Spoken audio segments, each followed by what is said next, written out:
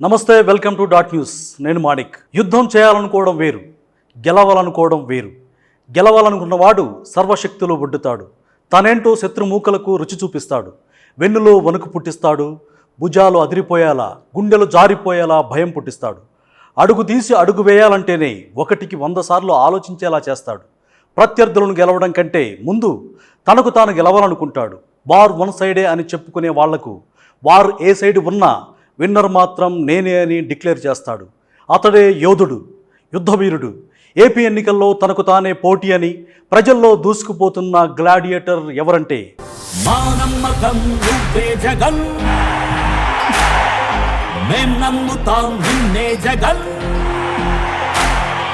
మా నమ్మకం నువ్వే జగన్, మేం నమ్ముతాం నిన్నే జగన్. నువ్వే జగన్, నువ్వే జగన్, మా నమ్మకం నువ్వే జగన్. నిన్నే జగన్, నిన్నే జగన్, మేం నమ్ముతాం నిన్నే జగన్.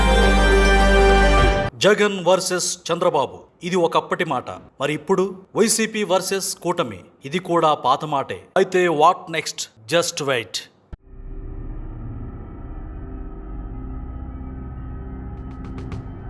జగన్ వర్సెస్ జగన్, ఎస్, ఇదే latest AP political title. CM centre of attraction. ఈ ఎన్నికల్లో జగన్ ముఖ్యమంత్రిగా కొనసాగాలా వద్దా అన్నదే చర్చ తప్ప జగన్ కాకపోతే మరెవరు అన్న చర్చ లేదు. కొంతకాలం క్రితం వరకు జగన్ కావాలా చంద్రబాబు కావాలా అన్నదానిపై ప్రజలు మాట్లాడుకునేవారు. కానీ ఇప్పుడు జగన్ ఒక్కరిపైనే చర్చించుకుంటున్నారు. జగన్ను సమర్థించడమా లేక వ్యతిరేకించడమా అన్నదే మెయిన్ పాయింట్. అంటే జగన్తో జగనే పోటీ పడుతున్నారన్నమాట. మరి చంద్రబాబు పొజిషన్ ఏంటి? What to do, what not do. Chandrababu ఇప్పటికే 3 సార్లు ముఖ్యమంత్రిగా పనిచేశారు. ఆయన గురించి తెలియని వాళ్ళు దాదాపు లేరు. సిబిఎన్ కావాలా వద్దా అన్నది ప్రస్తుతం పాయింటే కాదు. 40 years వర్సెస్ 5 years. బట్ 40 కంటే 5 ఈజ్ యమా స్ట్రాంగ్ అంటున్నారు ఏపీ పబ్లిక్. జగన్ మొదటి ర్యాంకులో ఉంటే చంద్రబాబు టాప్ 10లో కనిపించడం లేదు. సో పోటీ ఎవరిపై ఎవరికి అనేదే hot topic of AP. Jagan అంటే ఒక ఉన్మాది, జగన్ అంటే ఒక అరాచకం, జగన్ అంటే దాష్టికం, జగన్ అంటే ఒక భయంకరమైన వికృతం అని ఒక వర్గం మీడియా ప్రతిరోజు ఘీంకరిస్తోంది. కానీ జగన్ అంటే ఏంటి? నిజంగా అరాచకవాదా? వాస్తవంగా అతి క్రూరుడా అని చాలా మందికి డౌట్ రావచ్చు. కానీ ఒక్కసారి జగన్తో మాట్లాడితే, ఒక్కసారి ఆయనతో కలిస్తే అతడేంటో తెలుస్తుంది. ఒక మనిషిని అంచనా వేయడానికి 100% చదవాల్సిన పని లేదు. 1% చూసినా కొంతవరకు కొలవచ్చు. ఒక మెతుకు చూస్తే అన్నం ఉడికిందా లేదా చెప్పొచ్చన్న మాదిరిగానే ఒక్కసారి జగన్తో మాట్లాడితే ఆయన వ్యక్తిత్వం, ఆయన మనసులోని ఆర్ద్రత ఏంటో తెలుస్తుంది. ఇది తెలియని వారు కొందరు, తెలిసినా తప్పుడు ప్రచారం చేసే వాళ్ళే ఎక్కువ. కానీ బస్సు యాత్రలో ఆయన్ని కలుస్తున్న పేద ప్రజానీకానికి మాత్రం ఆయన నడిచే దేవుడు, ఆప్యాయంగా పలకరించే నచ్చిన నమ్మిన దైవం. అడుగడుగున ఎంతో ఓర్పుతో ప్రతి ఒక్కరిని పలకరిస్తూ జగనన్నా అని పిలిస్తే ప్రతి హృదయాన్ని స్పృశిస్తూ సాగుతున్న జగన్మోహనుడి గురించి లోతుగా ఎంతమందికి తెలుసు?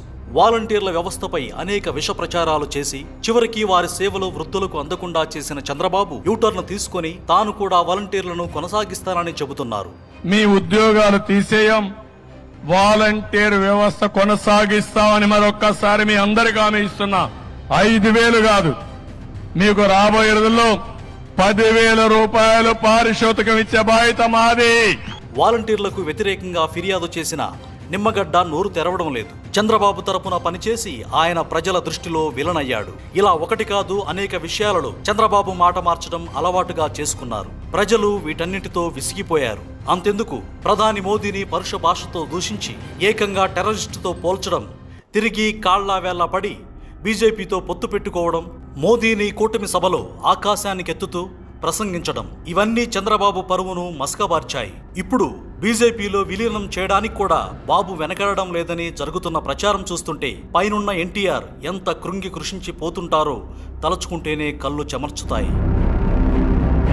అదే జగన్ ఎక్కడా ఎవరిని తూలనాడకుండా, పిచ్చి ప్రకటనలు చేయకుండా తన పాలనలో చేసింది మాత్రమే చెబుతున్నారు. తాను మంచి చేశానని అనుకుంటేనే ఓటు వేయండి చెప్పిన ఏకైక నేత దేశంలో ఒక్క జగనే. Any doubts? చంద్రబాబు తన పాలన గురించి చెప్పుకోలేక జగన్ను వ్యక్తిగతంగా దూషించి ఏది పడితే అది మాట్లాడి పలచన అవుతున్నారు. టిప్పర్ డ్రైవర్కు అసెంబ్లీ టికెట్ ఇస్తారా అని వారిని అవహేళన చేసి లక్షలాది మంది డ్రైవర్ల మనోభావాలను చంద్రబాబు దెబ్బతీశారు. రావులపాలెంలో కిరాణా షాపులో గంజాయి అమ్ముతున్నారంటూ పిచ్చి ఆరోపణ చేసి కిరాణా షాపుల వారి ముఖ్యంగా వైశ్య సంఘాల ఆగ్రహానికి చంద్రబాబు గురయ్యారు. అలాగని జగన్ను వ్యతిరేకించేవారు ఉండరా అంటే ఎందుకు లేరు? ఏ ప్రభుత్వం అయినా ఏ పార్టీ అయినా ఎంతో కొంత వ్యతిరేకత ఎదుర్కోక తప్పదు. అది ఏ స్థాయిలో ఉందన్నదే ప్రశ్న. ఆ రకంగా చూసినప్పుడు జగన్ పనితీరును 60 నుంచి 70% మంది మెచ్చుకుంటున్నారనే సర్వేలే చెబుతున్నాయి. చంద్రబాబు నాయుడు బీజేపీతో పొత్తు పెట్టుకున్న తర్వాత సీట్ల సర్దుబాటు గొడవల తర్వాత టీడీపీ గ్రాఫ్ మరింత తగ్గిందని చెబుతున్నారు. బీజేపీతో పొత్తుతో మైనార్టీ వర్గాలలో తీవ్ర వ్యతిరేకత వచ్చింది. తత్ఫలితంగా 5 నుంచి 10% ఓట్లు టీడీపీ కోల్పోబోతుందని అంచనా. జగన్ తన స్కీముల ద్వారా డబ్బు వృధా చేస్తున్నారని, రాష్ట్రాన్ని శ్రీలంక చేస్తున్నారని చంద్రబాబు, పవన్ కళ్యాణ్లు ప్రచారం చేశారు. కానీ చిత్రంగా జగన్ ఇస్తున్న దానికంటే 3 నుంచి 5 రెట్లు అధికంగా ఇస్తామని వాగ్దానం చేస్తూ ప్రజల దృష్టిలో చులకన అయిపోయారు. దీంతో టీడీపీకి మద్దతిచ్చే వారికి ఈ పాయింట్పై ఏం మాట్లాడాలో దిక్కుతోచని స్థితి. 40 years ఇండస్ట్రీ అని చెబుతున్న చంద్రబాబు ఇప్పటికీ సత్యదూరమైన ప్రచారాలు చేస్తున్నారు. మీ ఇంట్లో మీరే కరెంటు తయారు చేసుకునేలా చేస్తాను, నెలంతా వాడుకుని మిగిలిన కరెంటును ప్రభుత్వానికి ఇవ్వండి అంటున్నారంటే ఇది ఎంత విడ్డూరంగా ఉందో టీడీపీ నేతలు, ప్రజలే ఆలోచించాలి.